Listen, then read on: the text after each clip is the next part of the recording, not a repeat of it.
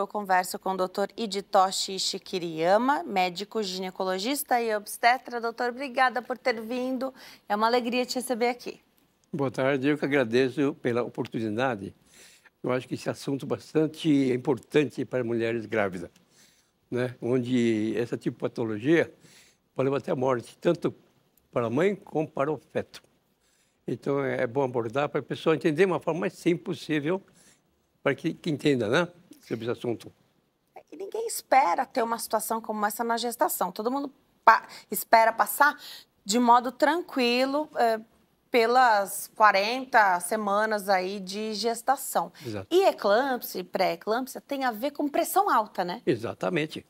Porque a paciente, de princípio, eu acho que a paciente, em geral, deve fazer um tipo de uma prevenção, né?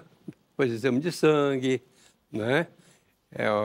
Exame de glicemia, colesterol, ureia, creatinina, transaminase, TGO-TGP e o exame de urina. Por quê? No começo da gestação pode ser que seja normal, mas depois pode começar a complicar. Entendeu? Tem pacientes aí que vão fazer um pré-natal, tudo bem no início, mas depois começa a dar alteração da pressão arterial, né? A pressão dela que seria 11/7, de repente, até a 20ª semana, pode apresentar uma pressão de 14/10, mas que começa a aumentar. Esse tipo de pressão arterial aumentada pode causar tal de pré-eclâmpsia. E é muito perigoso. Isso porque pode afetar até o bebê. Entendeu? Esse bebê pode correr um descolamento, porque é decorrente da pressão arterial, e decorrente também da proteinúria, né? Proteína na urina. Porque quando ela tem uma pressão alta, somente pressão alta, a gente não considera como pré-eclâmpsia. Eu considero que pré-eclâmpsia quando ela tem proteinúria, né? E, normalmente, esse tipo de patologia dá no primeiro trimestre, vamos dizer assim. Primeiro. Né? E após, quando completa a partir de 35 anos, já uma gestante, vamos dizer assim, idosa para a gravidez, né? Que ocorre maior índice de pressão alta e que dá suas complicações. Mas no começo, tratando, sempre dá um resultado satisfatório. Sim. Tem que acompanhar, o médico deve sempre pedir algum exame necessário para que não instale a pré-eclâmpsia. Porque sabe que tem pré-eclâmpsia e eclâmpsia, né? Então precisa tomar muito cuidado. A pré-eclâmpsia pode evoluir para eclâmpsia. Exatamente, para evoluir para eclâmpsia, que é bem pior. Porque na eclâmpsia, normalmente a mulher pode ter convulsões, né? Entendeu? Hipergastalgia, ela pode ter cintilante visual, pode ver tipo estrelinha, né? Obesidade, pode, no caso, da síndrome metabólica, que ocasiona obesidade, alguma alteração relacionada com excesso de gordura. Tudo isso... Engordar muito na gestação já é fator de risco? Já é fator de risco. Tá. Então, a mulher não pode engordar muito, não. Tá. Então, mesmo se é uma paciente, uma mulher mais magrinha... Exatamente. Engordar muito na gestação, porque às vezes há essa permissão, muitas vezes, né? Pensa-se assim. Exato. Porque é muito magrinha, então... Não, mesmo magrinha não pode ganhar tanto peso na gestação, porque abre espaço para uma desordem como essa. Não é porque ela é magra que está tudo bem. E não é porque ela é obesa que tudo bem. Isso é muito relativo. Tá bom. Né? Tem mulher que é, por exemplo, magrinha, o nível de colesterol, glicemia normal, né? Ou alterado, no caso. E mulher obesa, às vezes, tem colesterol alto, uma glicemia um pouco mais alta, que precisa tomar muito cuidado. Tá, perfeito. Então, você falou do que pode colocar em risco, né? O adequado, o melhor seria, antes de engravidar, fazer o que a gente chama de planejamento e checar a saúde antes de engravidar? É que ela seja importante fazer o check-up. Tá. Quer dizer, não é só para de gravidez, como qualquer tipo de patologia, né? Entendeu? Você, tomando um certo cuidado, você vai evitar que você tenha alguma enfermidade. Por isso que eu, particularmente, na minha clínica, eu sempre peço exame pré. Como o paciente fala, eu peço todo o exame necessário Ótimo. para que não ocorra complicações futuras. Tá. Né?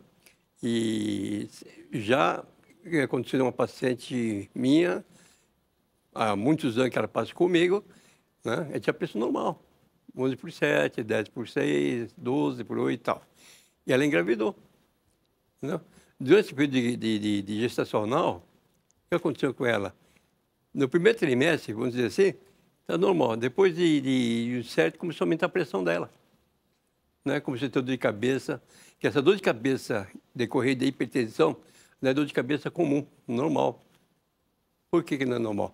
Porque quando a pessoa tem dor de cabeça, é decorrente de quê? Relacionado com uma hipertensão intracraniana. Né? Então, aumenta a pressão do crânio e começa a ter dor de cabeça, que às vezes não adianta nem tomar medicamento analgésico para melhorar. Aí, no caso, a gente já parte por terapia, né? Chamado sulfato de magnésio. A gente dá que é muito útil para a pessoa que tem, ou para a mulher que tenha pré-eclâmpsia. Né? E também associa com cálcio, etc. E protege a mulher contra a pré-eclâmpsia. Tá. Vou colocar aqui situações para a gente entender, doutora. A mulher engravidou, nunca teve pressão alta, pressão sempre normal, está fazendo acompanhamento e, pelo que você está me dizendo, em toda consulta ou um pré-natal bem feito, inclui, com certa frequência, aferir pressão. Claro. Dessa mulher Isso grávida. É importante. Tá. Muito importante na fase para evitar pré-eclâmpsia. Né? Porque pré-eclâmpsia, você sabe que aqui no Brasil, né, que a mulher que tem pré-eclâmpsia, ela ocasionou até complicações. Até convulsões, como eu falei anteriormente. Né? Pode ter inchaço, pode ter hepatopatia, pode ter problema renal, né? E edema no corpo, principalmente nos membros inferiores. Isso daí mata a paciente. Entendeu? Por isso que tem que tomar muito cuidado em relação à pressão arterial. E também em relação à proteína urinária, né? Era aí que eu queria chegar. Em que momento, então, o paciente, estou imaginando aqui que não... Toda vez que se afere a pressão, está sempre boa a pressão. Exatamente. Não houve alteração, segue o mesmo padrão.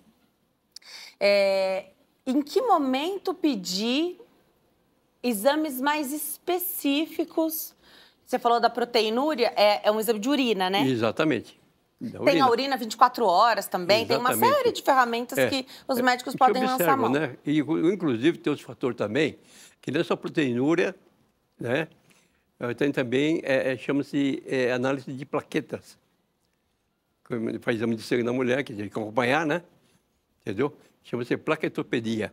Aí tem uma plaqueta normal, vamos dizer, de 100. De repente, o nível de plaqueta vai caindo. Também faz parte do quadro de pré-eclâmpsia? Faz parte de pré-eclâmpsia, entendeu? Que chega um ponto que tem que fazer uma cirurgia de urgência. Para encerrar a gestação. Exatamente. Principalmente quando chega mais ou menos 7 meses de gravidez. Tá. Aí tem que interromper. Porque a plaqueta, sabe que ela é antiagregante plaquetário, no caso, né? Quer dizer, ele pode ocasionar hemorragia na paciente. Por isso, quando for submeter uma cirurgia, por exemplo, na casa de urgência, não faz hack. Né? Faz mais nesse geral. Isso também por causa do sangramento. E pode levar a uma complicação para a mulher. Muito importante. E também, essa dor de cabeça que ela apresenta pode até AVC. Acidente vascular cerebral. Então, qualquer sintoma na mulher grávida precisa ser avaliado por um médico, então tem que ter contato. Exatamente. O ideal é a gente ter contato com o nosso obstetra, o nosso médico, né? Porque, uma dor de cabeça, que para qualquer pessoa pode não ser nada, na grávida pode ser sinal de que algo não está indo 100%. Exatamente. Entendi. Agora, pensando na mulher que não tem nenhum sintoma, nada acontecendo diferente na gestação, toda vez que você aferiu a pressão, não tem pressão alta. Pensando numa gravidez indo bem, tá indo lisa. Qual é o momento chave que estava indo tudo bem, mas a partir de agora a gente tem que olhar mais atento, porque é a época da gestação que mais acontece eclâmpsia ou pré-eclâmpsia. Exatamente. Quando a mulher vai normalmente, né, clinicamente vai indo bem, se tiver um certo ponto, ela tiver alguma sintomatologia, né, a gente precisa fazer exame, né? Entendeu? Faz exame de sangue para ver como está a plaqueta, como está a urina dela, né? Para verificar se tem algum comprometimento no caso, de edema que ela pode apresentar no próprio corpo e tal. Então, Até o inchaço, então, exatamente, precisa ser inchaço, edema avaliado. corporal, né? E é necessário fazer exame sim. E quando estiver entrando na fase pré-eclâmpsia, a gente normalmente procura fazer exame de sangue também, né? Entendeu?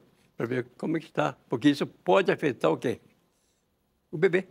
Então, o O exame... bebê pode até morrer nesse sentido aí. Mãe e bebê, né? Mãe e o bebê. Então, acho que dos exames que eu imaginei aqui, que eu pensei, o que é mais trabalhoso, porque é chato de fazer, seria a coleta de 24 horas da urina. Exatamente. O resto, a coleta simples, faz sangue ou simplesmente coleta ali a urina, como todo mundo já colheu uma vez um exame de urina, e faz a análise e não demora tanto para entregar de volta esse resultado. Exatamente. Às vezes, como é proteinúria, não precisa de 24 horas. Cadê urgente faz de uma certa de urgência. Tá. Né? Eu, por exemplo, tinha uma paciente minha que tudo normal, estava correndo, era o terceiro parto dela. Terceiro. Né? O anterior, ela teve um caso de hipertensão, no segundo caso, tem tudo normal. De repente, a pessoa começou a aumentar. Né? Aí eu falei para ele, vamos internar, né? Fazer uma investigação que está acontecendo com você. Digam lá, a plaqueta dela estava 80. Eu botei 120, 140, por aí. Aí, eu falei assim, bom, também esquisito sintomas clínicos, né? Começou a inchar, começou a ter dor de cabeça, epigastralgia, quer dizer, tinha dor no estômago, inchaço, né? Taquicardia. Aí fizemos um exame de plaqueta, eu estava em vez de estar 100, estava 70. 2 horas, hein? Aí eu pensei, deve estar errado esse exame aí. Como que vai diminuir tanto assim? Depois eu solicitei por umas 3, 4 horas, solicitei outro exame de plaqueta. Estava 40. E aí? E aí? Então ela podia quase morrer por causa disso aí, né? Da coagulopatia e tal. Aí, bom, vamos operar, né? Eu já fiz uma cesárea para ela, né? Com isso geral, para não ocorrer... Com anestesia geral? Geral, porque no caso de plaquetopenia, não pode fazer hack. Se não tem hemorragia. Tem que evitar. Tá. Porque tá isso dá hemorragia. Se a pessoa se faz pulsão na coluna e dá hemorragia, na epidural. Então ela fez uma cesárea e, graças a Deus, bebê e ela evoluiu muito bem. Quantas semanas, mais ou menos? Ela está mais ou menos com 37 semanas. Tá. Mais ou menos. Né? Tá. Porque não pode passar. Às vezes você vai protelando, o que acontece? Tá, e o tempo de espera pode ser a vida, né? A vida dela e do bebê. Do bebê. Ocorrência de ciclomia de placenta, da pressão. É mais comum acometer, então, mulheres acima de 35 anos, mas eu tenho acompanhado casos de mulheres bem jovens, assim, bem dos 30 abaixo, com diagnóstico aí de pré-eclâmpsia, acompanhando a gestação de alto risco, né? Então, aumenta Exatamente. o risco Acontece. da gestação. Por exemplo, se ela tiver uma predisposição genética na família, que tem pressão alta, e ela também tiver um pouco de pressão alta, a tendência é realmente complicar. Porque pré-eclâmpsia normalmente acontece, né, jovem também. Não é só pessoa acima de 35 anos. Porque 35 anos para cima é mais complicado. Né? Então tem que tomar muito cuidado. Então o médico acompanha de uma forma mais intensiva, entendeu? Medir a pressão dela, pedir algum tipo de exame. O que eu faço? Eu tenho um protocolo também para DEG, ou doença hipertensiva gestacional. Então o paciente marca conta de pressão, ela vê a sintomatologia clínica, se melhorou, piorou. Né? Porque se você tiver um fato assim que ir acompanhando e estiver evoluindo bem, para quê? Não tem o que preocupar. A partir do momento em que alterou o número ali na pressão que a senhora feriu, já começou a tomar remédio. Claro. E não é um remédio igual ao que se toma quando não está grávida. Porque os remédios da pressão, grávida não pode tomar, tem que tomar os específicos para gravidez. Exatamente. Queria que você falasse sobre isso. Aham. Então, claro, não pode se automedicar. Nunca E deve. depois, nunca deve, Nunca. né? Mas e depois de ter colocado esse remédio na rotina, você precisa ver se esse remédio foi suficiente. Agora é o seguinte, quando o paciente está com hipertensão, claro que ela vai ter que tomar um medicamento antihipertensivo. E hoje em dia existe medicamento de primeira linha para alterar essa diminuição dessa pressão arterial. Seria Aldomete, Desdalazina. Isso pode se associar também com sulfato, magnésio, para poder exatamente, não para diminuir pressão, mas para evitar convulsões. Né? Então, convulsão, a paciente grávida é muito perigoso. Porque isso também, se não tiver um tratamento específico, ela pode o quê? Afetar o bebezinho. Por que afeta o bebê? Porque ela pode ter um descolamento de placenta, porque atua diretamente. Né? Porque o sangue vai do útero, placenta e para o bebê. Então, pode ocorrer uma vascularização. Então, o nenê pode ocorrer um sofrimento e óbito. Então, por isso é importante avaliar e cuidar bem da paciente. Por isso que a paciente tem que procurar um médico responsável, né, que possa acompanhar o caso. Você falou de convulsões. Então, você falou que eclâmpsia, que é o agravar da pré-eclâmpsia. Exatamente. E que a eclâmpsia traz convulsões. E aí, uma dúvida curiosa. Porque uma convulsão de eclâmpsia é diferente de uma convulsão de uma paciente que possa ter epilepsia, por exemplo. Exatamente. É diferente. Porque como o paciente tem... Porque pré é pré-eclâmpsia. Eclâmpsia já... Caso mais complicado da eclâmpsia. Então, a paciente pode apresentar chama síndrome HELP. Entendeu? Esse síndrome HELP, quando ela existe, tem uma convulsão extrema, que acabamos de falar aí que não é crise epiléptica, é diferente. É porque é alteração da pressão arterial. Né? É para apresentar algum problema neurológico, cerebral, aumento da hipertensão intracraniana, né? Ela pode ter um derrame, que é coisa grave. E depois pode ter edema no corpo e tal, e membros inferiores, né? E atinge até a parte hepática, entendeu? Dá uma hepatotoxicidade. E também a parte do renal, rim, e pode atingir também, porque é uma insuficiência renal, coisa parecida assim. Por isso é importante, nessa fase do regime de HELP, fazer o quê? Um tratamento clínico especial, intensivo, né? Para evitar a síndrome HELP de acontecer. Uma vez que ela acontecer, é finalizar essa gestação. Vai para o parto. Mas tem um detalhe. Paciente que tem síndrome de HELP, né? E tem convulsões graves, não se pode fazer procedimento cirúrgico logo em seguida. Entendeu? É ter convulsão agora e chegar, vou colocar no centro cirúrgico operado. Não pode. Tem que guardar até o estado clínico dela estabilizar. Tá, entendi. Né? Então, é um tipo de patologia que a mulher precisa se preocupar muito, viu?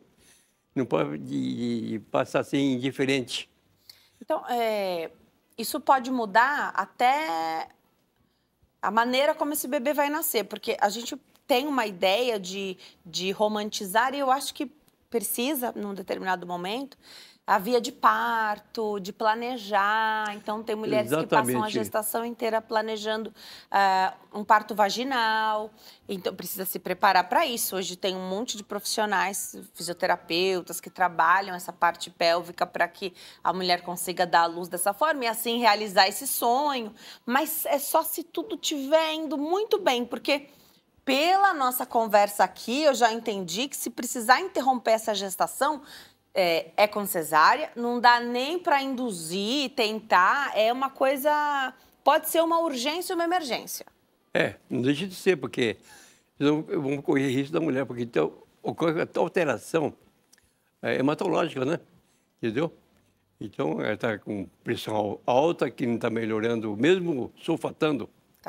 Magnésio, né? Mesmo com remédio, não está melhorando. Não melhora. Entendeu? Aí a gente parte realmente para a cesárea, que é muito mais seguro para a mãe e para o bebê. Entendeu? Senão, os dois podem ir a óbito. Isso aqui é muito perigoso.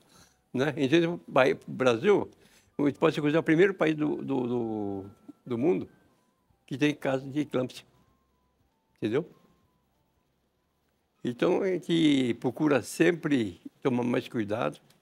Né? Como falei para você anteriormente, fazer o protocolo. Tá. Tem um protocolo a ser seguido para dar segurança para essa segura gestante. o paciente acompanha Tá. e anota todas as, né, a sintomatologia, sinais, no caso, né, que ela apresentar.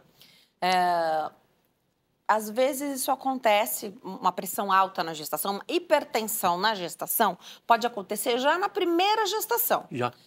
Se você teve na primeira, ao engravidar pela segunda vez, já trata como risco aumentado ou espera para ver se vai ter pressão alta de novo? Isso é muito relativo. Porque na primeira, normalmente quando ela engravida, na primeira gestação, porque normalmente daí na primigesta, hipertensão. É mais comum Mais da comum na primeira gestação? Primeira gestação, Tá. Entendeu? Então a gente procura tratar e fazer, né, tomar cuidado na segunda gestação. Porque na segunda gestação pode ser mais complicado ainda. Pode Então, acontecer. pode acontecer, Pode sim, acontecer, nas demais gestações. nas demais gestações. Né? Eu tinha uma paciente, né, que ela não poderia ter, seria no caso, o terceiro filho dela. 2 filhos anteriores a ter problema de pré-eclâmpsia. Né? No terceiro, eu falei assim, olha, para o marido, né? Aí ela ficou no UTI, quase faleceu.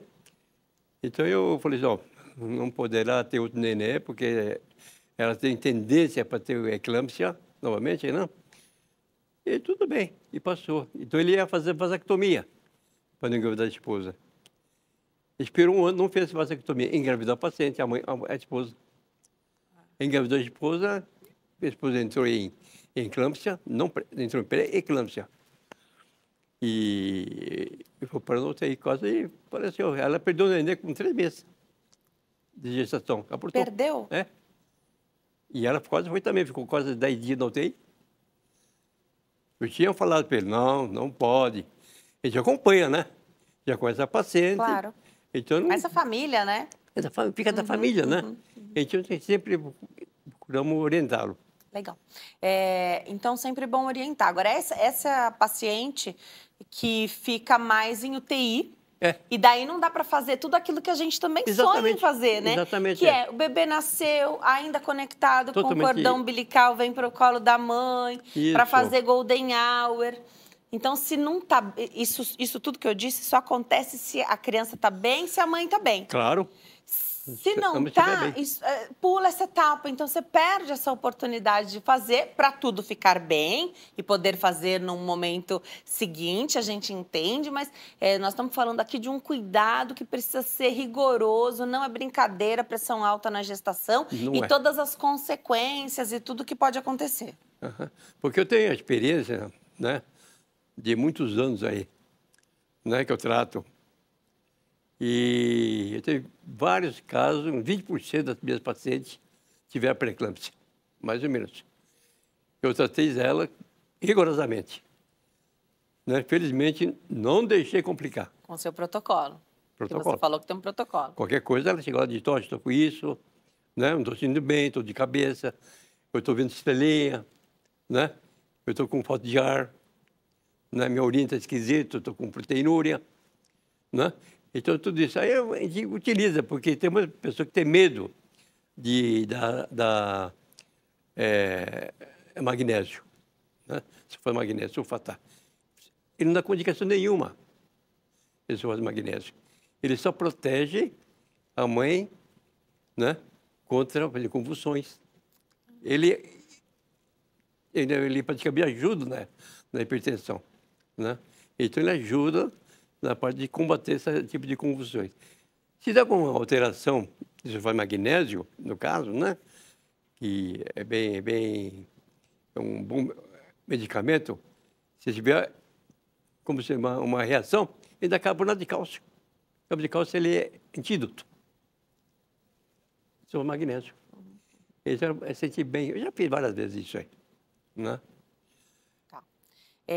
Qual é a chance de depois da gestação... Deu tudo certo, o doutor não complicou. Teve sim uma hipertensão gestacional, Certo. mas não complicou, acompanhou direitinho, o paciente fez todo o protocolo, seguiu, bonitinho.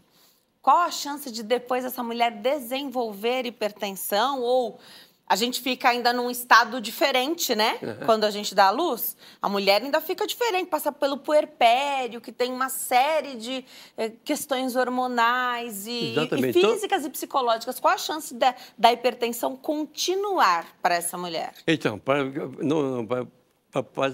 gestante, não, a mulher, né, não continuar com a hipertensão, ela pode apresentar uma síndrome metabólica. Tem que cuidar. O quê? Obesidade. Ingestão de muito açúcar, né? Então vai ter que cuidar da alimentação, porque ter tido essa hipertensão na gestação significa que o corpo tem uma tendência mas tem que cuidar. Tá. Se não cuidar, qualquer coisa da nossa vida, se não cuida, complica, né? Não é verdade? Sim. Então, a gente tem que procurar cuidar do nosso corpo, de uma forma ou outra. A gente sabe que existem, né, tem a maneira espontânea da gestação e tem através das técnicas que a gente tem hoje, né? Então, da fertilização, a reprodução humana é uma área que expande cada vez mais aí, né?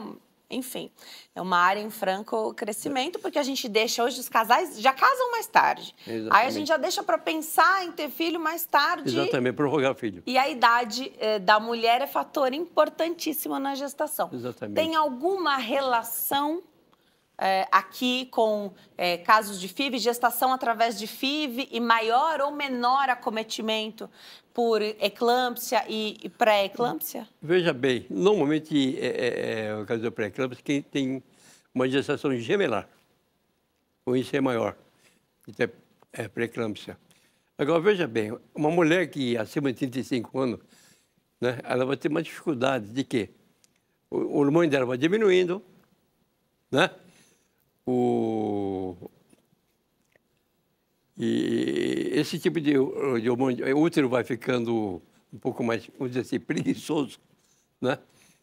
O ovário vai atrofiando, então vai pular menos, né? Então a tendência realmente é complicar mais a pré-eclâmpsia. Vamos acompanhar a pergunta que chega do Fabrício, de Araraquara, interior de São Paulo. Boa tarde. Pré-eclâmpsia desde 22 semanas de gestação, com cefaleia de moderada a intensa diariamente, epigastralgia diária, e ele te pergunta, quando interromper a gestação? O limite máximo dentro do aceitável, para que fique tudo bem aí, tô entendendo a angústia do Fabrício, para que fique tudo bem com esse bebê. A gente não sabe em que pé que está essa gestação, né? Pré-eclâmpsia desde 22 semanas, mas quantas semanas são agora? Eu acho que a gente não tem essa informação. Exatamente, porque a pré-eclâmpsia pode surgir a partir de 20 semana. 20 semanas, né? Que seria complicar. Então, esse período todo, ele pode ter, o médico pode tentar reverter o quadro dos medicamentos hipertensivos, do magnésio, para ver se, né, possa alcançar essa maturidade fetal. Né? Alcançando a maturidade fetal, né, o pulmão do nenê estiver apto, né, para se operar, porque pode dar síndrome de angústia respiratória, que nem pode ter problema de diminuição de sufoctante, então diminuir, né? Então precisa aumentar. E quando chegar um ponto ideal, através de ultrassonografia, exame de sangue, a gente pode interromper, porque com 22 semanas, eu já tive caso de paciente assim, né? De ter problema de pré-eclâmpsia, ser operado e está bem. Até gemelar eu tive, né? Então, questão de quê? Cuidados. Se tem cuidado, você resolve. Porque não é só porque ela está com pré-eclâmpsia que vai complicar. Então, também não tem um número mágico de semanas. Não. Cada dia dentro da barriga da mãe, quando tudo está bem, cada dia é importante, o bebê vai crescendo e vai amadurecendo. Mas tem uma questão pulmonar que a gente vence, que dá um respiro para a mãe, mesmo que for prematuro, que é 34 semanas? Não. 35 semanas em diante. mais ou menos. 35 semanas. Você já dá aquele alívio, né? Ainda não é o ideal, Exatamente. né? Não é um bebê a termo, como vocês chamam, que é a partir de 37? É, 30. semana que normalmente intervém a paciente. Isso. Né? Porque, veja bem, antes de qualquer conduta, né, eu particularmente, eu costumo dar corticoide para a mãe. Para amadurecer o pulmão da criança? É, para facilitar. Então, é ainda uma estratégia. Então, É uma estratégia. é uma estratégia, porque se você estiver na iminência de ter um parto prematuro, né, pode ser que seja o melhor para essa família. Exatamente. Então, você dá o remédio, amadurece mais rápido o pulmão da criança e você vai mais tranquilo para esse parto. Deixa eu deixar os contatos aqui do doutor, então, antes de me despedir dele, @dr.iditoshi, @dr.iditoshi. O WhatsApp é 11 9 9633 2078. Doutor, obrigada por ter vindo. Volte outras vezes. Adorei o bate-papo. Eu agradeço bastante, né? Porque normalmente esse tipo de assunto é bem extenso, né? Tem muita coisa. Né? Acho que deu para a gente abordar, principalmente, acho que mostrar quão importante é estar de olho, ficar ligado, não vacilar. Sempre procurar, né, os cuidados da paciente, sempre. Legal. Você cuidando bem da paciente, vai tudo bem. Obrigada, viu, doutor? Obrigado a você, agradeço muito.